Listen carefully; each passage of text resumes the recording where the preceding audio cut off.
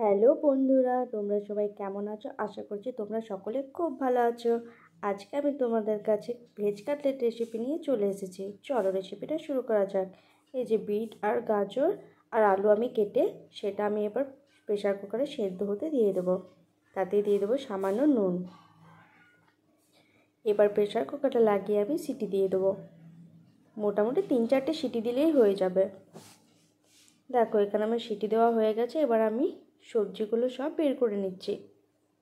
তারপর তোমরা কিন্তু কাটলেটটা বানিয়ে অবশ্যই জানিও কেমন হয়েছে। আর তোমাদের সবার সরস্বতী পুজো কেমন কাটলো কমেন্ট বক্সে অবশ্যই জানিও।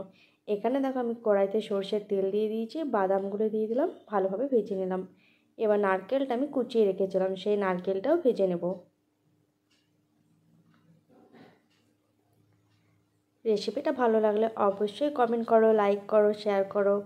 চ্যানেলটা কিন্তু সাবস্ক্রাইব করতে একদম ভুলবে না। দেখো নারকেলগুলো আমার ভাজা হয়ে গেছে। এবার আমি দিয়ে দেবো ফোড়নের জন্য গোটা দারচিনি। এটা কিন্তু দিতেই হবে, তা না হলে কিন্তু ভেজ কাটলেটটা খেতে একদম ভালো লাগবে না। এর মধ্যে দিলাম পেঁয়াজ কুচো, দিয়ে দিলাম চিনি মিষ্টির জন্য, দিয়ে দিচ্ছে আদা রসুন বাটা, হলুদ গুঁড়ো। ভালোভাবে মশলাটা কষে নিতে হবে।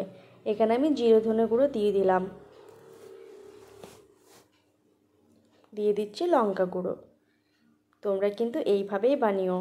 এবার দিয়ে দিলাম কিন্তু গরম মশলা, এটা সানরাইজের। এই গরম মশলাটাই দেবে, এটা কিন্তু খেতে বেশি ভালো লাগে। দিয়ে দিচ্ছি নুন।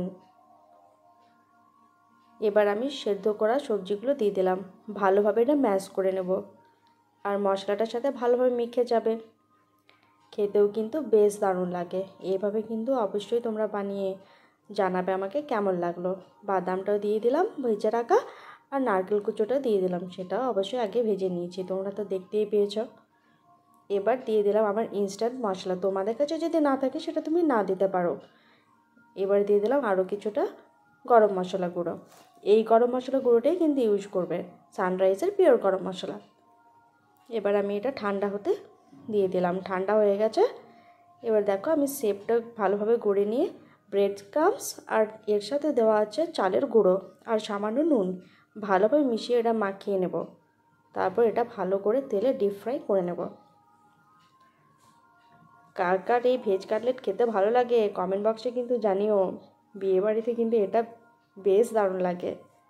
এই যে দেখো আমি ভাজার জন্য সাদা তেল দিয়ে দিলাম। এবার আমি একে একে সব কাটলেটগুলো ভেজে নেব।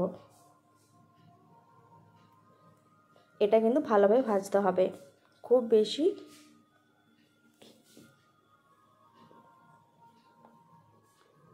আঁচটা বাড়িয়ে দেবেন না। দেখো এখানে আমার ভাজা হয়ে গেছে, রেডি হয়ে গেছে আমার ভেজ কাটলেট। তোমরা খেয়ে জানিও কেমন হয়েছে। তোমরা কিন্তু অবশ্যই ট্রাই